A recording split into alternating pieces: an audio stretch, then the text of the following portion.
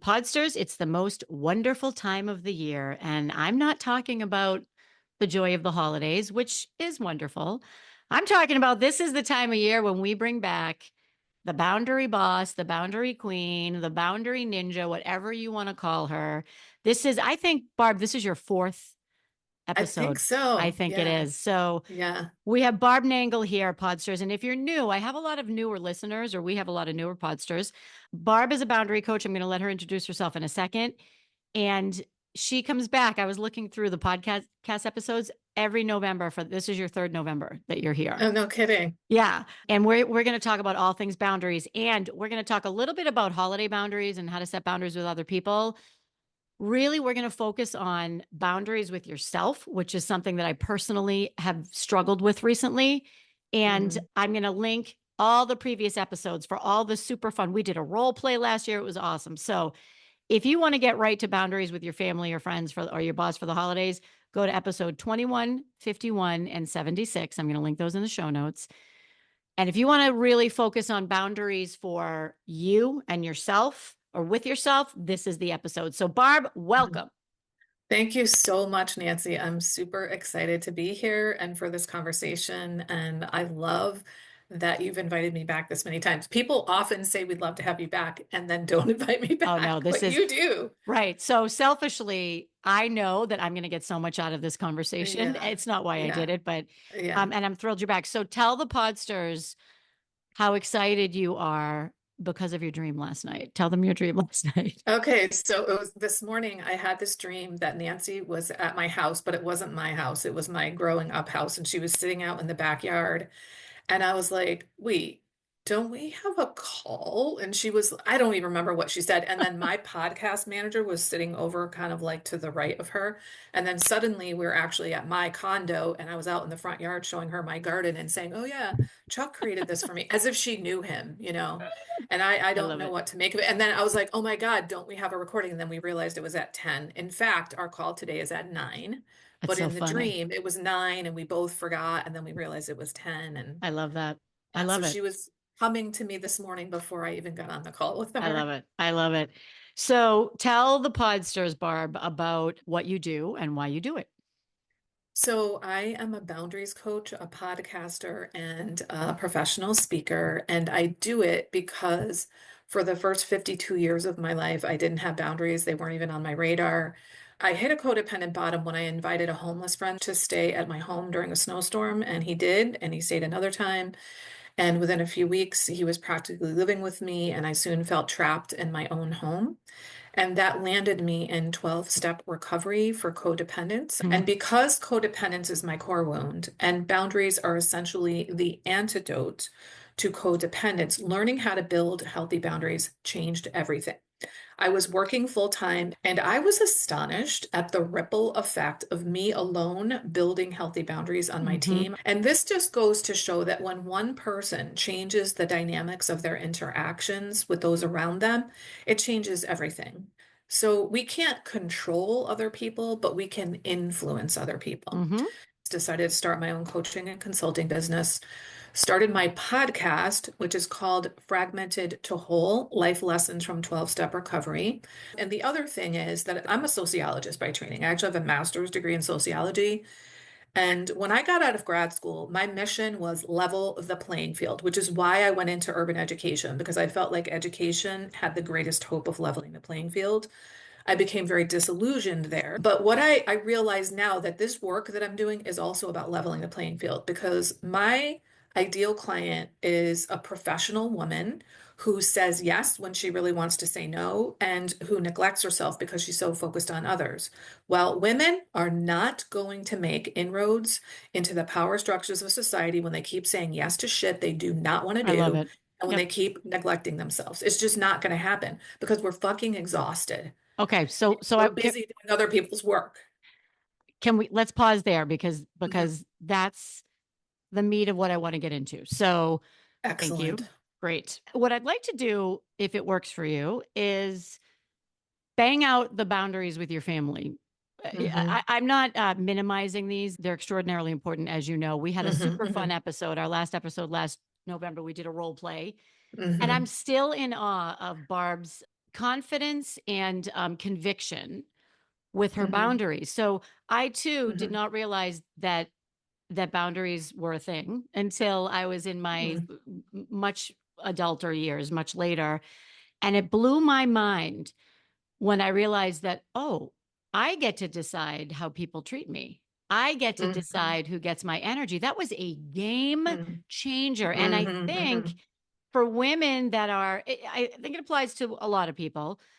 For women Mhm. that grew up in the, let's say, 70s and 80s, we watched our parents or our mothers in many cases not really have any boundaries. But it was a different Mhm. time then. Dinner was on the table at 6, the Mhm. husband, if you were in a family with a husband and a wife, they put the Mhm. food on the table, the mothers did the laundry, blah blah blah. So we didn't Mhm. really understand, well, wait a minute, I get to decide what I do and how I'm treated. So Mhm.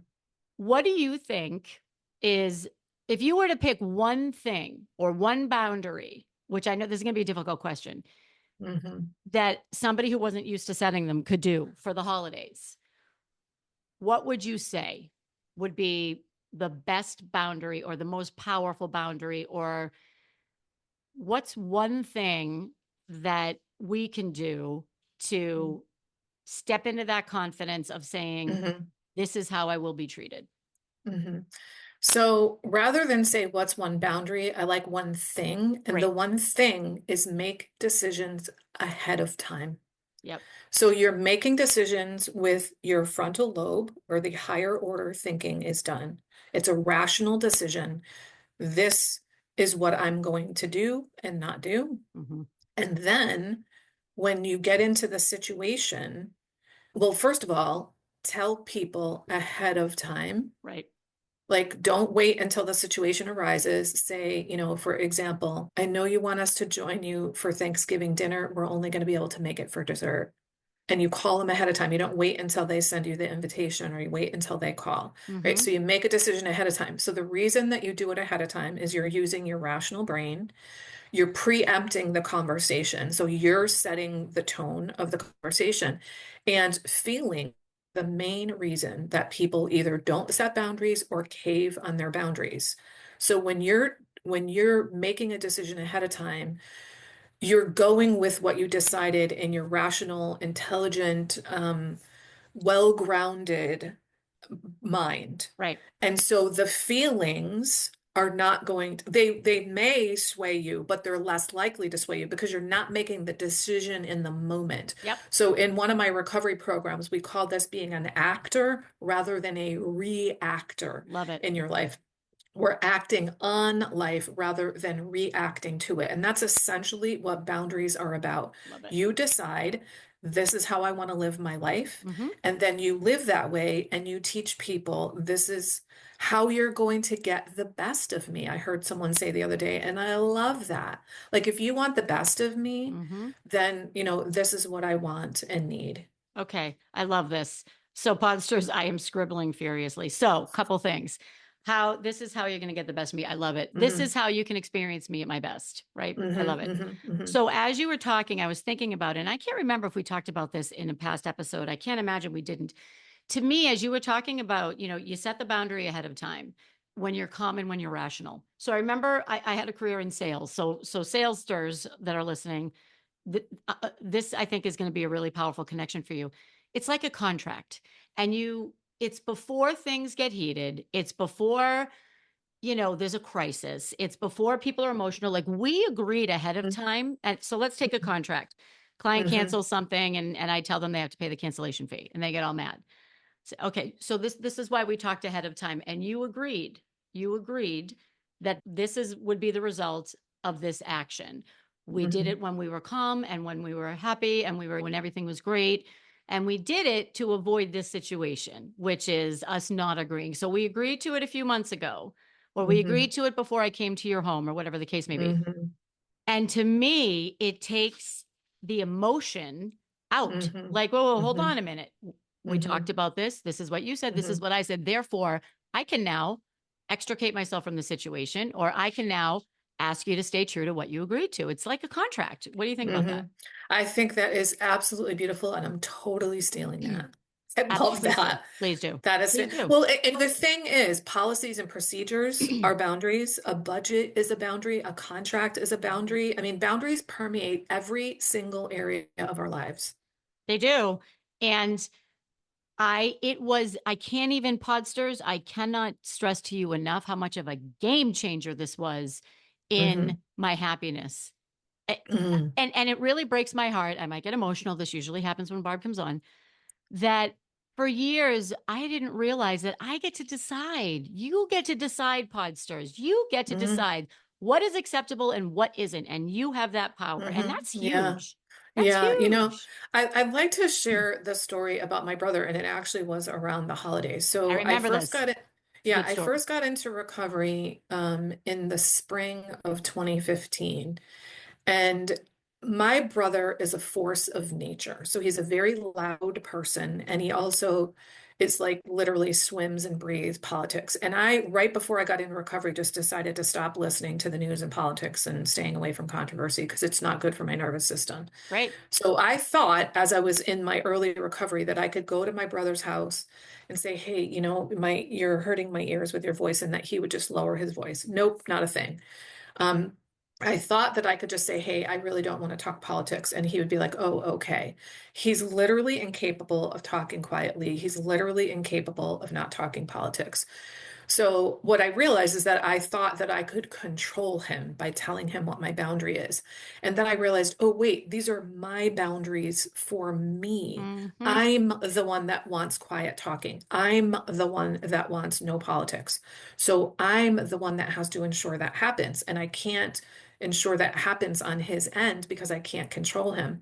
So what have I got to do? I've got to spend less time with him, and I've got to spend time with him less frequently. And that first Christmas, I was like, oh my God, I gotta go. Like, I can't stay this long. And then the next Christmas, Nancy, I said, I'm having Christmas at my house. And I can ask people to leave, but I also get to set the tone because my brother doesn't like to do any of the Christmas stuff. I like Christmas. I love Christmas. I love Christmas Hallmark movies. I want decorations. I want Christmas music. I want a traditional meal. He doesn't give a shit about any of that. So if I want that, then I get to provide that. And the other thing that happened that first Christmas of me being in recovery is that I brought gifts for my brother, his two children, who were almost grown then. And they didn't buy any gifts for me, but they bought gifts for each other. This has never happened. Like, if we're not going to exchange gifts, can we at least have a conversation? So they all gave each other gifts. I gave gifts to all of them, and nobody gave a gift for me. And it was just like, what? But I didn't have the wherewithal to say something. And I remember when we went to go sit down to eat, I told myself, I'm going to say something, and I couldn't do it. So I said to them the next year, I would like for us to exchange gifts. Let's put like a $10 value on it. Like, not something big. To me, like, if you don't have the money for gifts, fine, then say that. And that's happened before. That has happened in my family.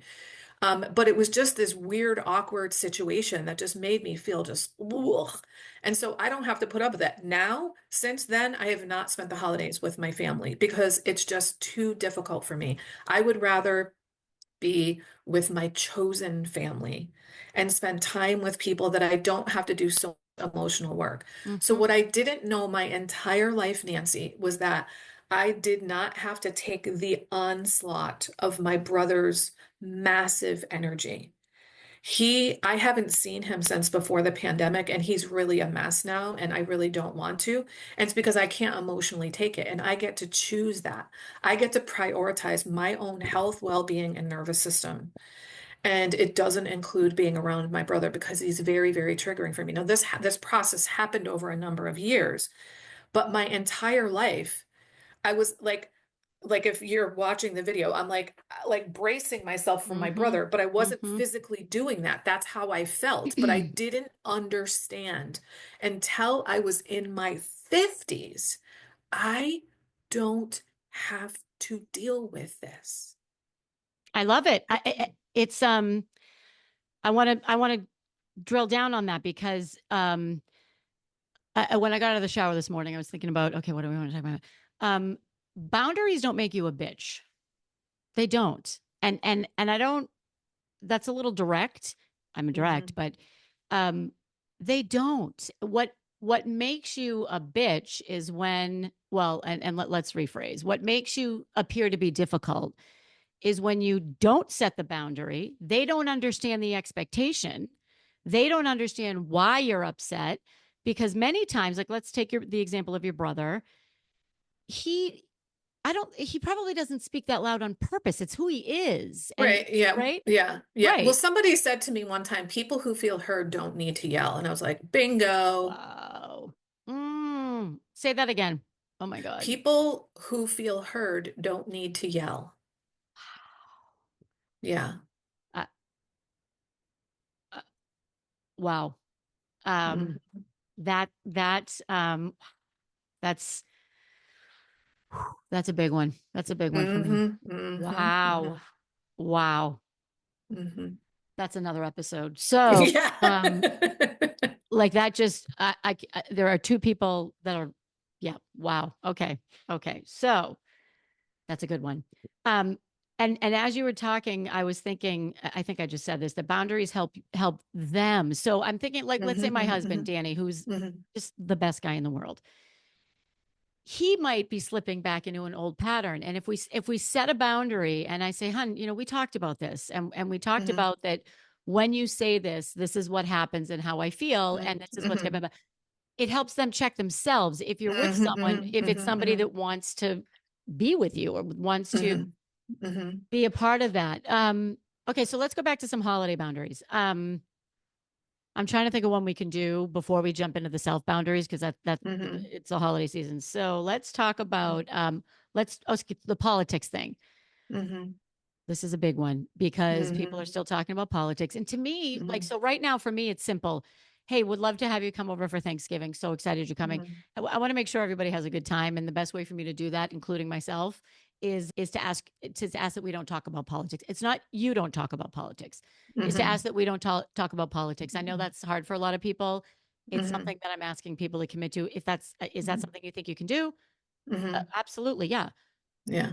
Right. So then they come and let's do a quick role play. Then they come Mhm. and they Mhm. start talking about politics, right? Mhm. Yeah. So, So here's what I would do. Excuse yeah, me. I'm going to stop you right there. So I've already asked everybody ahead of time, we're not going to talk politics. So if you want to talk politics, I'm afraid I'm going to have to ask you to leave. that's big. So you would start right away with, I'm going to have to ask you to leave. Yeah. See Yeah. now, okay, Because I so told you ahead of time. Like right. I cleared it with everybody ahead of time. Mm-hmm. Everybody was on the same Mm-hmm. page before we got there. If I just brought it up Right. at the meal, Right. then I probably wouldn't Right. start with I'm going to have to ask you to leave.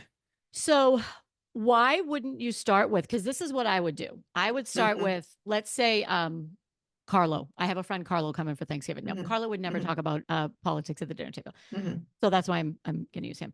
Hey, Carlo, can I talk to you for a second? I would probably pull him aside, Hmm. probably, and say, hey, Hmm. Carlo, we talked ahead of time that we weren't going to talk about. I'm going to ask you to stop talking about politics. Hmm. I would ask him first because Hmm. maybe he forgot, or maybe he's just so excited about it. I don't know. Hmm. And give Hmm. him the chance to correct the behavior before I boot him. Hmm. What do you Hmm. think about that? So I think that you can do whatever works for you, but for me, I would do it publicly so Yep. that everybody knows the message this person is getting and the message is for them too. Right. Like And this is I'm in charge here mm-hmm, and I'm going to enforce this boundary no matter who you are. yep.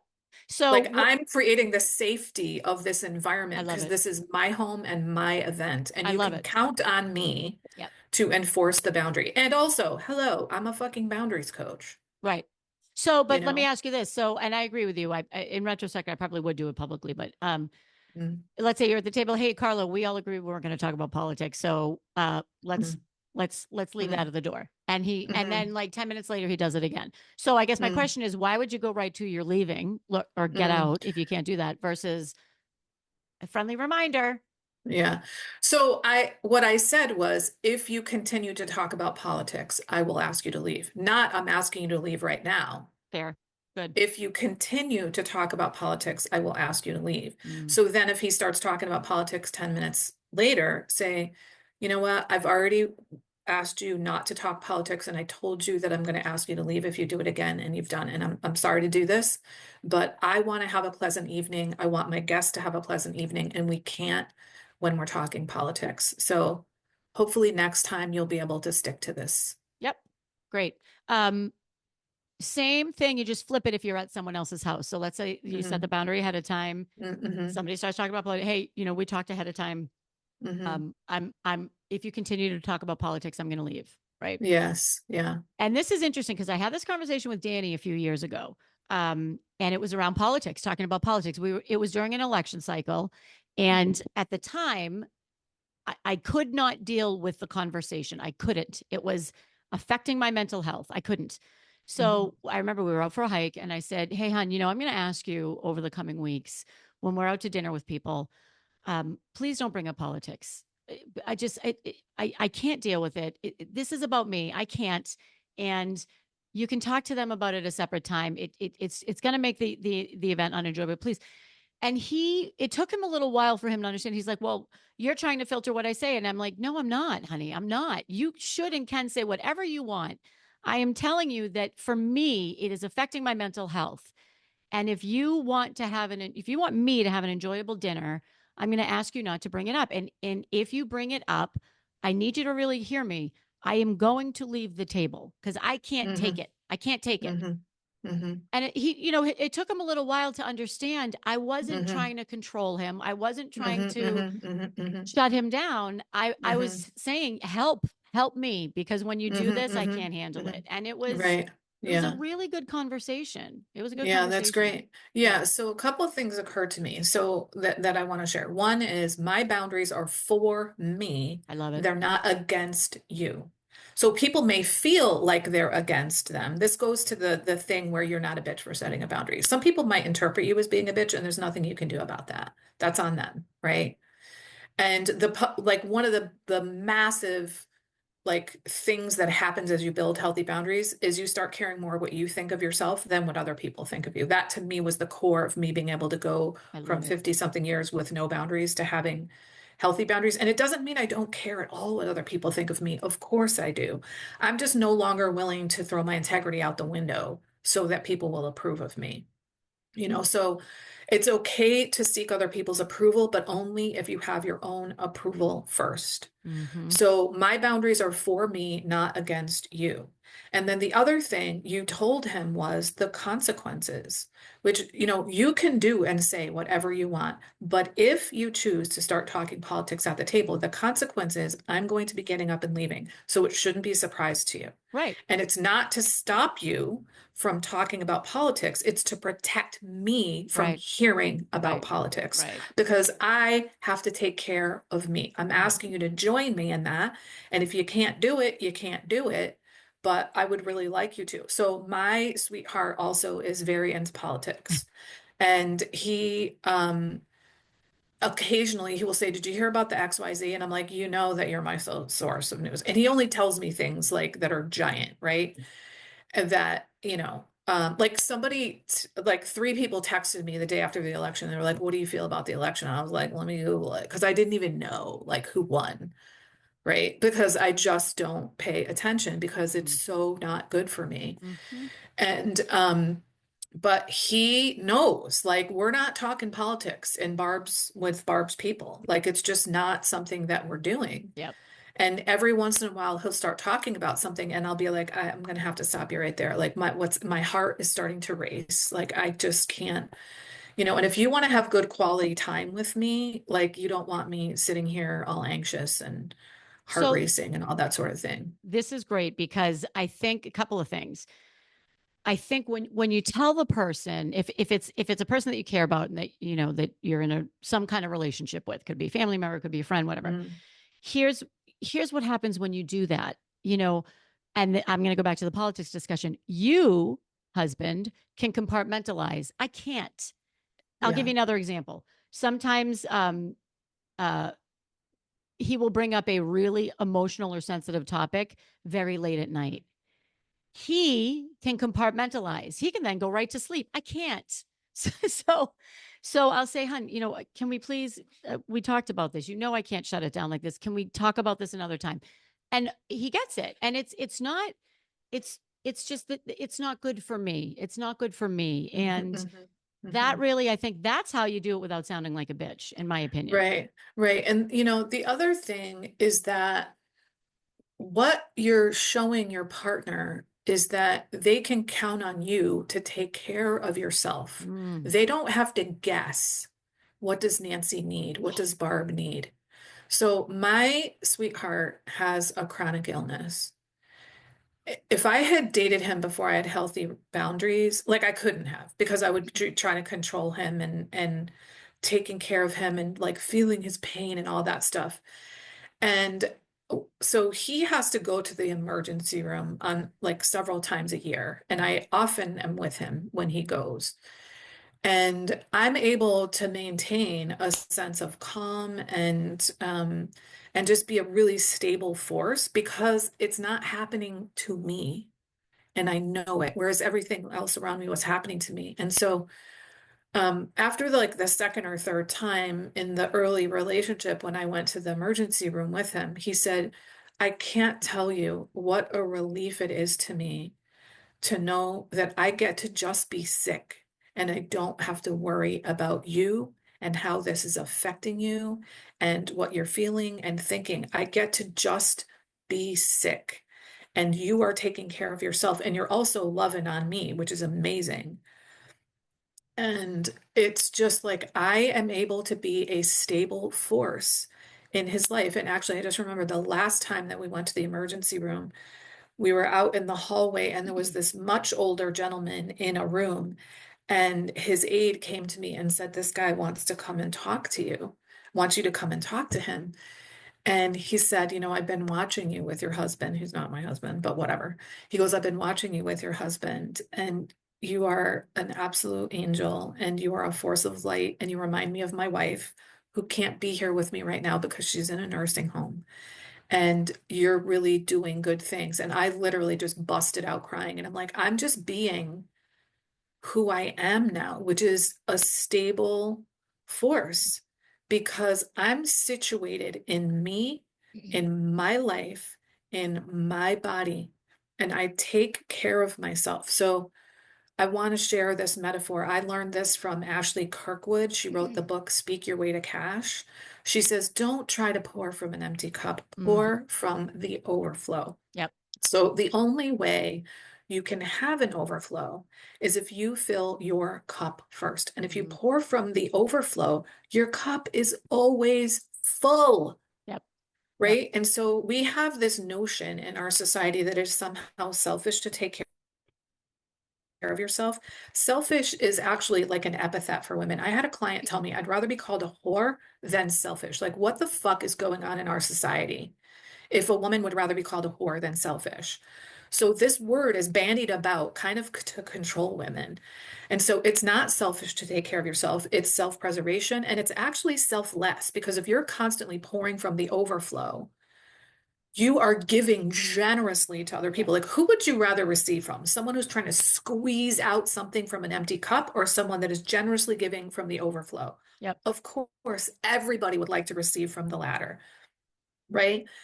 And so we're always teaching people, like, especially if you're a mom, you're role modeling. You're saying, if you're pouring from an empty cup, I'm expendable. And when you grow up, daughters, you will be expendable Yep. too. And Yes. you're not expendable. So learning to put yourself first and take care of yourself is really, really important. And I don't think it's an accident that I became a boundaries coach because as a boundaries coach, I cannot let go of my boundaries. And, as we were talking before we started to record, like I am realizing I do a lot of self-care, but it hasn't been enough.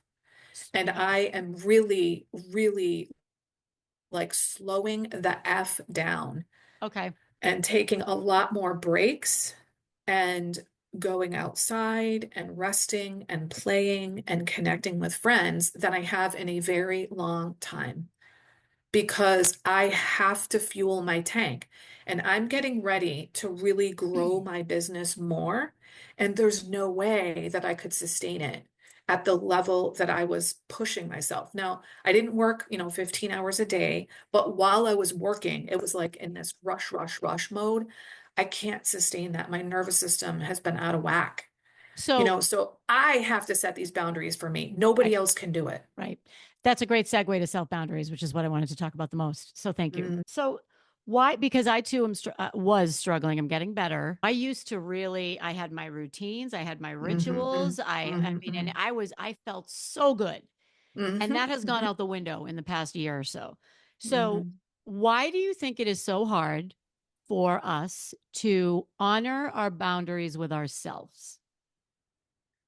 For me, it's the codependence because a codependent is someone who is really focused on the outside of themselves. And I think of myself as a recovered codependent. I think maybe I need to switch that to recovering. But I'll give you an example. So I have accountability partners for things like yoga and meditation. And I have accountability partners, and I think of it as me leveraging my codependent powers for good. That's great. So I care what other people think. I'm always going to care what other people think. I want them to think well of me. And all my life, my codependence has benefited other people. So now I'm learning to use that That's in great. such a way that it benefits me. So I'm more likely to follow through if I tell you I'm going to do something than if I don't, right? That's just the nature of who I am. Mm-hmm. But the other thing, like one of the things that allows me to actually follow through for myself is the benefits I get when I follow through for myself. But the thing is, things change. Our lives change. I have like a whole host of morning rituals that I do, and I've learned that I get to switch them around. They don't Mm-hmm. have to be the same every single day. Like I have got to meditate every single day. Part of my recovery is I engage in reparenting. And so now I check in with my inner family members every day. And some of you may think, like, what does that mean? Listen to my podcast if you want to hear more about that. But it's a way for me to help heal and soothe myself every single day.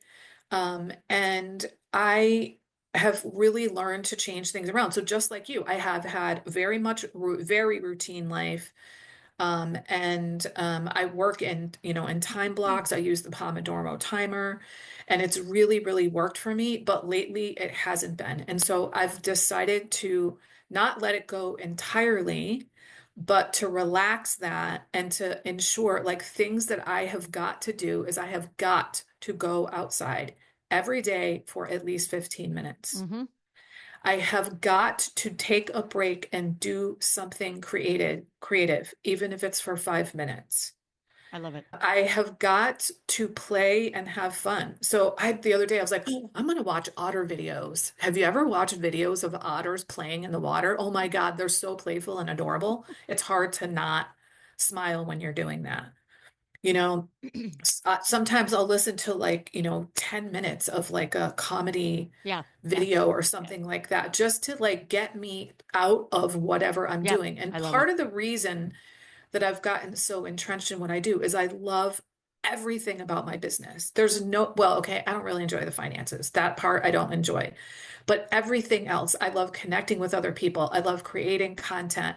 I love communicating with people. I love networking.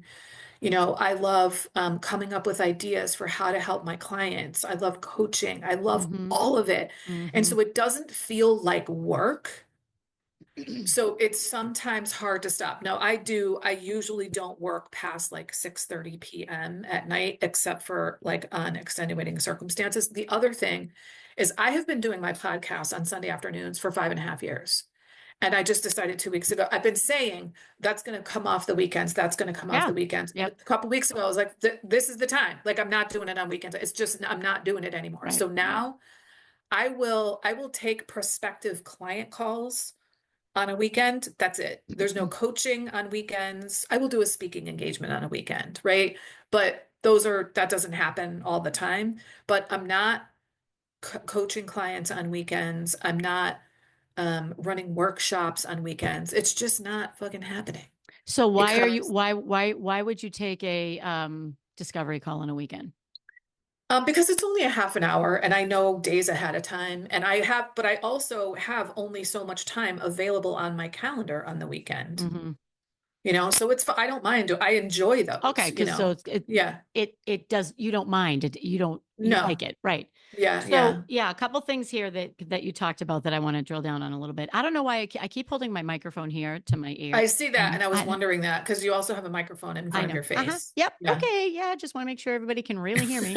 Um, so a few things that I want to, excuse me, drill down on. Okay. The accountability thing.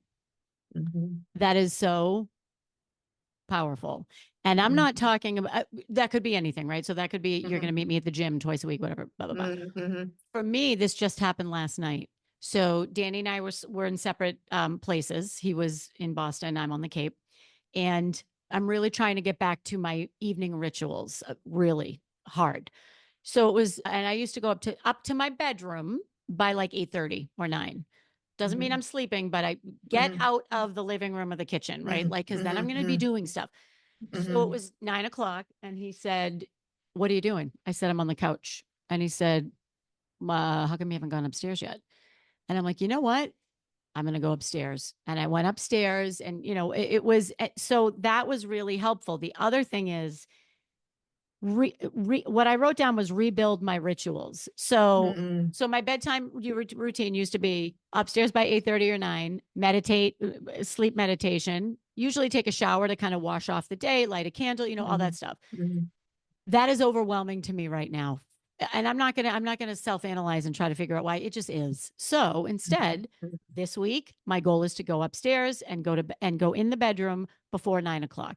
Next week, it's going to be to get in bed, go upstairs by 9 o'clock and add another of the Mhm. rituals back in because that worked for me. But I Mhm. liked what you said Mhm. is you can switch out your rituals because they change. And what worked for me 2 years ago might not work for me now. And that's Mhm. okay. Mhm. What will Mhm. work for me now? I think that's really powerful. That's really powerful. Mhm. Yeah, and I have so many different things that I do like I have more options in the morning than I do in the evening, and I like them all. But sometimes they don't feel like one thing is I used to journal, I call it mindset journaling. And then I realized writing a lot doesn't, it hurts my hand after a while. So instead, I just read the same statements. Well, after a while, it's like wah, wah, wah, wah, right? Just like the Charlie Brown adults, like I don't hear them. So I need to switch it up and do something different. And, my life before recovery I held myself to some really high standards and there was a rigidity about it. And if I'm being rigid about my rituals, that's not energizing. Like to me, my rituals are about what fuels me, what energizes me. And if Yes. I am being rigid about my rituals, then they're draining me. Right. They're That's not, right. Yeah. right? So this is about what makes me be like, I want to have a powerful living experience. I want to live a life of purpose and meaning. Is it giving me a powerful living experience? Am I living a life of purpose and meaning if I'm being rigid about my rituals? No. So I've kept a gratitude journal for 24 years, every single night. Well, not every single night. That's the thing, is occasionally I let it go. Well, I've been letting it Fine. go a lot more. Okay. And then what I do is as I'm falling asleep, I start thinking about the things that I'm grateful for. I Yep. also do Beautiful. nightly inventory because that's part of my 12-step recovery. I don't do that every single night anymore either because it's too rigid. Sometimes I literally just want to shut the light out and go to sleep, Great. Yeah. you know? Yeah. So I recently got a Michael Hyatt planner. Have you heard of these? Mm-mm. So it's called the Full Focus Planner. It's pretty popular. And I'm like, okay, I'm going to do it. And it looks at the 9 areas of your life. It's a it's not just a day timer, like it's powerful. Mm-hmm, And one of the mm-hmm, things they have you do is, or they suggest is to write out how much time it takes for each step in your ritual, whatever it is. So let's say it's the morning, mm-hmm, right? How much time I mm-hmm, make my coffee, how much time I, and as I was doing it, because I need to go back to basics, like this is how far gone I am to mm-hmm, what I know I need to do. So I'm like, all right, back to mm-hmm, basics. Great. No shame. mm-hmm, Back to basics. mm-hmm, mm-hmm. And I wrote it out. My morning ritual takes 15 minutes. 15 minutes. So like, what's your problem, Nancy? 15 Yeah, minutes. Same, yeah. so and that I thought was very helpful for me. It was 5 minutes doing this, 5 minutes this, oh, all Mm-hmm, right. Well, I guess I could, of course I can do that. It was Mhm. super helpful. What about this one? I don't think it'll stump you, but my goal here is to stump Barb because she knows everything about boundaries. I don't know everything, but So anyway. the self boundaries. So when it's with yourself, and you talked about, the codependence, but so let's say my boundary is I'm only going to check email twice a day. Mhm. And I can't do that. I check emails 12, 15, 20 times a day. Walk me through how that's codependence because I want to fix that. I don't know if that's necessarily, I guess that could be considered codependence, but like I would, if that was me, Yep. I would do some journaling about what's going on here. Like, first of all, why did I make that rule for myself that I wanted to only check email twice a day? So why did I do that? And then what am I getting out of checking email 12 times a day? So like if it was me, it would be that I'm being a reactor rather than an actor in my life. I'm not living on purpose. I'm letting the outside world dictate how I live my life, which I guess that goes to the codependence. And I'm probably dissociating from something that I don't want to do. Like there's probably something that when I said I'm only going to check email twice a day, there were probably other things that I wanted to do with my time. And it might be an avoidance behavior Mm. because when I'm checking email, I feel like I'm doing something. And helping. For Like me, it's I I'm think I'm productive. helping. Yes, Right. right. There Right. you go. Right. Right. So I'm helping someone else. Now, Hmm. you're still helping them if you check twice a day. It's just that you're probably doing it with more clarity and Love purpose. it. I love it. Yeah. Yeah. And for me, I can tell you right now, for me, it's going back to behaviors from many, many, many years ago that I specifically left that Hmm. situation so Yeah. that I wouldn't do that. Yeah. It's really easy Yeah. to slip back into your old behaviors. Oh, yeah, yeah. When I worked at Yale, so I ran programs in sometimes up to 25 schools at a time. And so I had the ringer on my email, and I would drop whatever I was doing when an email came in. And so I got the Uh, reputation of being incredibly responsive to other people, but it meant I could never get my shit done. I couldn't do any large projects because I was interrupted all the time. So it was for those people were like, yay, I can count on Barb to respond to me very quickly. But for me, it was like my nervous system was firing off all the time. And so this is one of the reasons why I use the Pomodoro technique, because when I'm in a timed period, I'm able to stay focused mm-hmm. on that. I just was not. I'm like a recovering multitasker.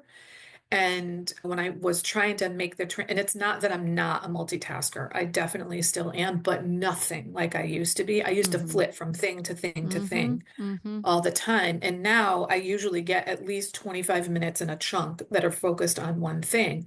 And what's insane to me is how much I can get done in 25 It's minutes because I'm amazing. focused on one thing. I'm able to get into flow, and the creation process happens much more abundantly when you're in flow than when you're distracted with all these different things. And so, for me, like being able to focus on one thing just really, really changes. But I had never done that. So I hear you. Like I was the same way, that I was Right. just like basically at everybody else's beck and call all the time. Yeah. So if we go back to your example, and like I would do some self-assessment and say, like, why did I make this rule in the first place? What is so difficult about, like, what am I getting out of checking it 12 to 15 times a day? And then, like, what am I going to do with, like, how do I bridge those two things? So maybe it's I'm going to check my email 4 times a day instead of 2 times a day, and then try that. And then do that for a couple weeks and then re-examine the process. You can't until you know what's going on. Like Mm-hmm. awareness is the first step in any kind of change Mm-hmm. process, right? So Mm-hmm. like what's going on? Like what is the need that I'm fulfilling Right. by not honoring myself? Right. It sounds so simple, and yet, you're getting something out of the behavior. That's Hmm. that's Hmm. the that to me is where a lot of the work really comes in. Is like, okay, what are you Hmm. getting from Hmm. this? Hmm. If Hmm. it's so and so always cancels on me at the last minute and I let them. Okay, well, what are you getting out of it? Well, I don't want to disappoint them. What, or you get Maybe. to blame them for your problems. Mm-hmm. right? Mm-hmm. Right? I let them, right? So then Right. you get to say, oh, I can't count on her. So like I had Right. a friend like that. So what, here's what I started doing. I only get together with that friend when there's other people involved. That way, if they don't show up, then I still have my event, you That's know? great. Yeah. Yeah. Yeah. Yeah. Um, Yeah. So wait, I want to say something also. You said it's simple. So a lot of this is simple, but not easy. Like the yes. mechanics of what we want to do is not complex. The effort and the mental and emotional work that we have to do it, not fucking easy.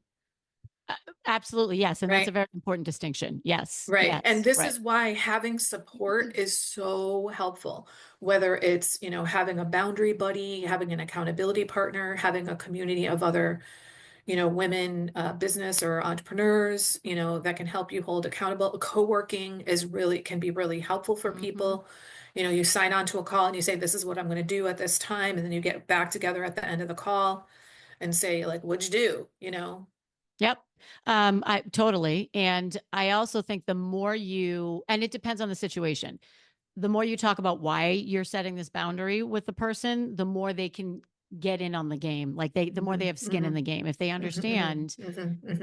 Hmm. yeah. But I do want to say a word of caution about that. You don't actually have to explain your boundaries to anybody. And there are many Correct. people Yep. that it is not a good idea to explain. You just It's a tell good them thing. this is, and I also want to say I'm not a fan of using the word boundary when you're setting boundaries with people because there are so many myths and misconceptions about what a boundary is Mhm. that it can be inflammatory.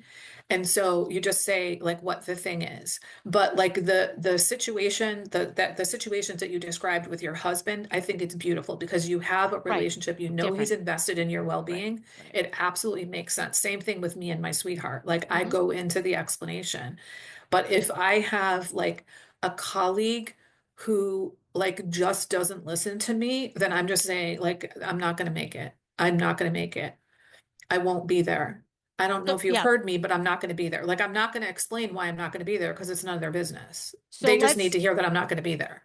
let's this is a good point because we only have a few minutes. Let's go to boundary basics because we've been this is our fourth episode. So we're kind of like way down here. So for Hmm. people who aren't or maybe you need to go back to basics. So let's talk about the basics of setting a productive and helpful boundary. Because and you did Hmm. this on the last couple of episodes and I think it's Hmm. important that we do it again, Hmm. particularly because we're coming up on the holidays. So Hmm. walk us through the basics of setting a clear and kind boundary.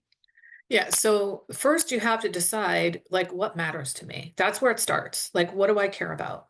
I start my clients with their top 5 values because they serve as guideposts for when and where to set boundaries, and they should be your boundaries should be upholding and supporting and promoting your values. So, what matters to me? So, let's say that it's the holiday season, and what matters to you is spending joyful time with people that you love.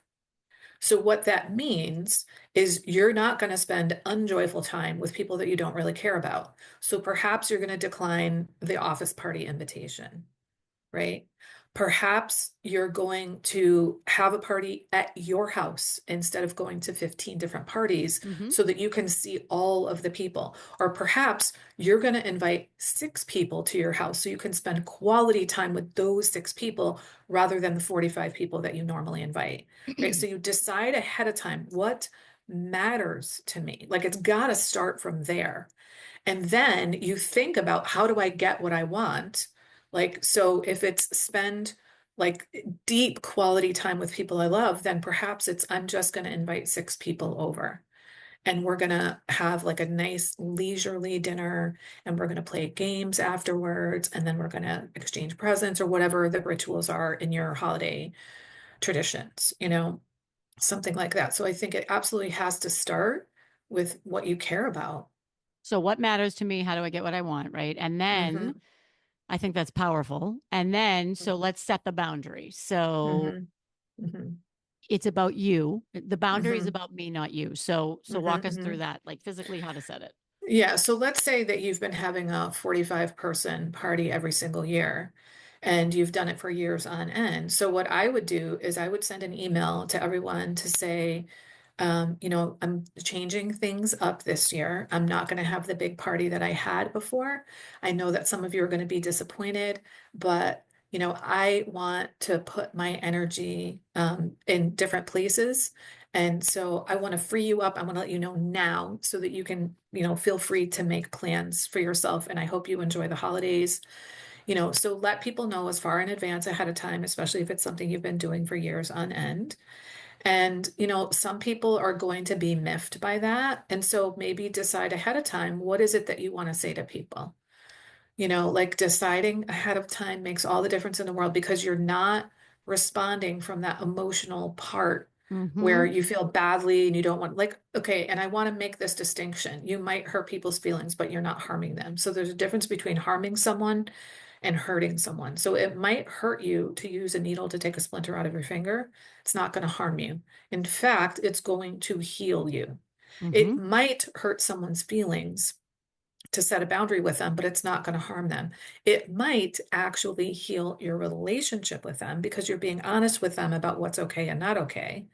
But even if it doesn't heal your relationship with that person, it heals your relationship with yourself because you're showing up for yourself and having your own back in a way that maybe you never did before, Mm. And it's a game right? changer. Yeah. Right. Yeah. And when we're so concerned about hurting other people's feelings, what we're not considering is that we've been hurting our own feelings probably for decades, and you get to be included in the people whose feelings you don't hurt. I love it. So, Brooke Castillo from the Life Coach School says Yeah. this. She says, if you're going to disappoint someone, it shouldn't be you. Love Well, it. I say, if you're going to hurt someone's feelings, it shouldn't be you. Now, again, I'm not advocating that you actively hurt people's feelings. Of course not. But look at it like this, Nancy. If I'm taking the hit in every relationship and I'm getting my feelings hurt because I'm trying to protect you, then I'm getting hit, hit, hit, hit, hit. But if I occasionally hurt another person's feelings, those hurt feelings are spread out among the population. There's not just one person that's taken the hit. Like it's your life. It's your life. Those people can't make choices for you in your life. Only you can do that. It's amazing. So let's role play this out. We're gonna do another role play, Podsters. By the way, that Okay. role play, I got so many notes and emails and stuff. And Podsters, if you're listening and you like this, take a screenshot, throw it up on Instagram, tag us. What's your Instagram handle? Higher power coaching. Higher Power Coaching, all one word. Yeah. Okay. Yeah. And I'm Nancy underscore Medoff. Anyway, so let's go back to the email, right? Like you usually have a big party because Mhm. I usually have big parties. This is interesting, actually. So I stopped having the parties in December, and I got some pushback. And these were some of my closest friends because they had such a good time at these parties. Mhm. And so they would say, so let's say you send me the email, and I say, "Oh, Barb, um, why are, oh my God, I'm so bummed. I love this party. It's the best party. I look forward to it every year. Why aren't you having it?" So I would say, oh my God, I'm so glad that you've had the best time every year. That makes my heart swell. I'm so glad. And it just doesn't work for me anymore. Or I'm taking a pause on it. Like whatever your legit reason is, share it if you feel Right. comfortable It's sharing too it. much work for me. It's too Right. much work for Yeah. me. I don't have as Right. much time Yeah. as I used to. That, Right. Yeah. yeah. It's, as much fun as it is for you, it's actually draining for me. And I've realized I can't keep that up. And I want to make sure because I know you agree with me on this. You don't need to over explain. It depends on the No, person. no, Right. no. I mean, Okay. you don't ever need to explain at all, but over explaining is you basically trying to justify Hmm. and trying to convince them why it's okay you made the decision you made. Like that was the Hmm. story of my life. I would send an email with like 4 paragraphs rather than just say, not going to make it. And the way that I think about it is like this: the more words you say, the more places people have to like peel apart what you're Yes. saying. Yes. So Well, just yes. say, like, this is the, like, it's not, I'm sorry you're disappointed, but I just don't have it in me. And that's so this is a real life scenario. And this person listens to this podcast. So I used to have a holiday party every year. I stopped doing it. And she's a dear, dear friend. And for like 3 years, every year, she was like, "Really? Are you sure? I'm so bummed." Right. And she wasn't being pushy. And I would say, you know what? Yeah. I'm bummed too. I just can't do it. The Hmm. end. So Mhm. finally she stopped pushing back, Mhm. and maybe I'll do it again, maybe I won't, but I Mhm. think the more you reiterate, I just can't do it, I just can't do it, I just Mhm. can't do it, Mhm. they Mhm. go away. Like Mhm. the Mhm. conversation stops. Right. Yeah. So the broken record, I mean, that's essentially what you do when you set boundaries is you're a broken record. And you just say, I'm not going to make it. I won't be there. I'm not going to make it. Maybe you didn't hear me, but I'm not going to make it. I won't be there. I'm not going to be there. You just keep saying the same thing. And, notice that I'm saying it with like an even tone. Like the better you get at boundaries, the easier it is to say Yes, things like that. You yes. don't get riled up. In the beginning, you feel like you're going to die. At least that's how I felt, and you're actually not going to die. And I used to say, oh my God, I did it and I didn't die. And I would say that to my fellows in recovery. And I felt like by telling myself I didn't die, I didn't die, I didn't die, it was like I'm telling my like executive functioning brain, Mm-hmm. and hopefully it's going to find its way back into my lizard brain that I Mm-hmm. didn't die. See, I have evidence that I didn't die Mm-hmm. from setting the boundary. And for me, for, for, and for me, I would get defensive and angry in the beginning when people would Mm-hmm. push back on my boundaries. Right, of course. And Yeah. again, you do it enough times, it's no longer Hmm. an issue. We might have covered this because I know I covered it on one podcast. One of my favorite expressions, and this was a game changer for me. I'm comfortable with my decisions. Mm, I'm comfortable yeah. with my decisions. That's it. Like, Love that. Yeah. how do you argue that with someone? You don't. Like, Right. Yeah. I hear you, and I'm Yeah. comfortable with my Mm, decisions. Boom, end of hmm conversation. hmm mm. The other boundary I want to touch on really briefly is you can set a boundary with your behavior, I think. Like, Oh, absolutely. right? Yeah. We don't need to stand in the middle of town square and be the town crier and say, I am no longer Hmm. checking emails 12 times a day, people. You Mm. can simply change the behavior. And that's the Hmm. boundary. Like, I Right. don't do Yes. that Yes. anymore. So Right. um I'm going to pause for a second. Can you hear these guys in the background? No. Amazing. Okay. Okay, so Barb, I love having you on here. Tell us I what, so love tell being us, here. I know. So you mentioned, because we're going to wrap up, you mentioned a boundary bundle. Tell the Podsters about that because I think it's Yeah. fantastic. Yeah. So I have a bundle. It's only $25 and it's boundaries for the holidays. And it's how to manage your precious resources of love, money, time, and energy. So there is a worksheet and 2 podcast episodes that go with it. And I gave Nancy all the things. So listen, if you are dreading the holidays because it's so much work and you spend so much money and you don't have the energy and stuff, this is for you. So talk about making decisions ahead of time. This is you thinking about, all right, what matters to me regarding love, money, time, and energy? Where am I actually spending this precious resource? Spending is obviously a metaphor. And then what's the disconnect between the two of those? What's the pattern that I see? And then what are the boundaries that I'm going to Mm-hmm. set? And Mm-hmm. then maybe looking at all 4 of those precious resources together and seeing, is there a pattern that I have?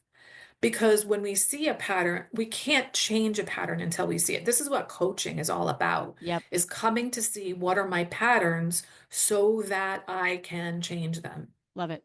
Love it. And how do they get it? Oh, there's going to be a link in the show So notes. yeah, there's going to be a link in the show notes for sure. And also it's in my Instagram link in bio. So I'm at Higher Power Coaching. Fantastic. Barb, we love you here on Unmute Yourself, the podcast. I hope you come back again. I hope you come back I for number 5. I hope so too. Thank you so much for inviting me. I love these conversations. I love how like deeply we get into the scenarios and just real practical stuff. Love Well, it. it's right. Like we can talk fluff or we can actually Yeah, talk yeah, about the issues, right? yeah, Right. Right. yeah, yeah. I love it. So, Podsters, we love you. Until next time, peace out.